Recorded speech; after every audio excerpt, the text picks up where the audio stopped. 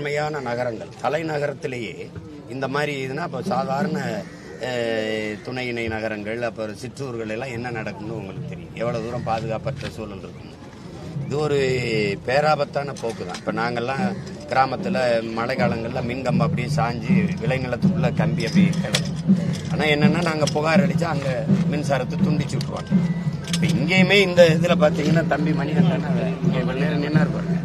இவர் 19ஆம் தேதியே இந்த மின்னகத்துக்கு புகார் அளிக்கிறாரு. அவங்க வருவாங்க போவாங்கன்னு இன்னைக்கு காலையில் இறந்த பிறகுதான் இது வெளியில் வரும். இன்னைக்கு தேதி 23 இறக்குறாங்க. 19ஆம் தேதி அவர் புகார் அளிச்சிட்டாரு. இங்கே மின்கசிவு இருக்கு. அப்போ அதை பொறுப்பாக பார்த்துருந்தா இந்த உயிரிழப்பை நம்ம தவிர்த்திருக்கலாம். இது கவனக்குறைவு தான். அதனால தான் இது ஒரு விபத்து அப்படின்னு நம்ம சொல்ல முடியல. நம்மளுடைய கவனக்குறைவு, நம்மளுடைய அலட்சியம், பொறுப்பற்ற செயல். இது இனி வரும் காலங்களில் இருக்கக்கூடாது. ஏன்னா இப்போ பருவம் மாறுது. இப்போ மழை காலம் வருது. அக்டோபர் நவம்பர்லாம் நம்ம உங்களுக்கு தெரியும். அப்படிங்கும்போது மொத்தமாகவே ஒரு சீரமைப்பு பண்ணி இதை சரி பண்ணி வச்சுக்கணும். இல்லைன்னா நீங்கள் சொல்கிற மாதிரி ஒவ்வொரு இழப்பாக வரும். இந்த பகுதி அப்புறம் அங்கேன்னு ஓடி ஒவ்வொரு துக்கங்கள் தான் இருக்கணும். இது